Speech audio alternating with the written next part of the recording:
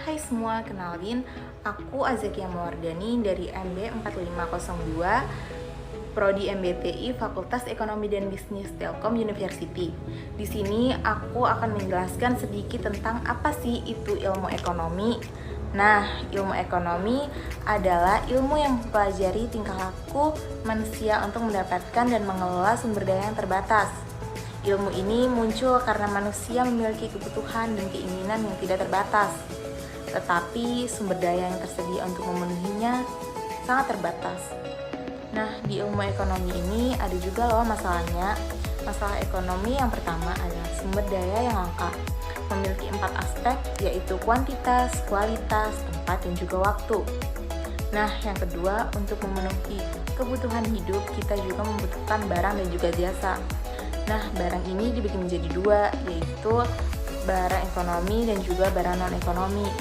Barang ekonomi adalah barang yang didapat dengan usaha atau dibeli dengan uang, seperti contohnya mobil, motor, dan juga lainnya.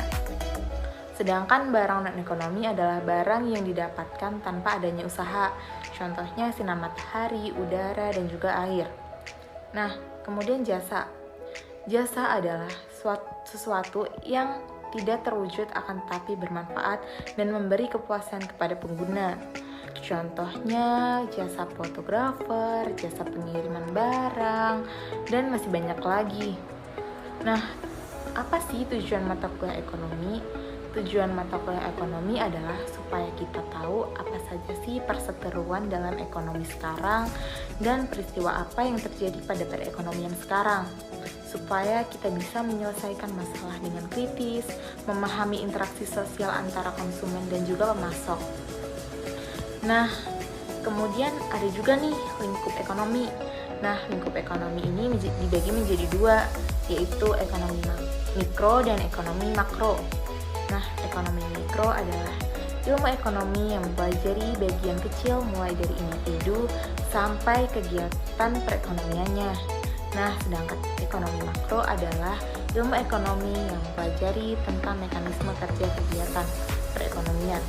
Inti kegiatan mikro adalah harga, sedangkan inti kegiatan makro adalah pendapatan suatu kegiatan ekonomi. Sekian penjelasan dari saya. Wassalamualaikum warahmatullahi wabarakatuh. Bye-bye.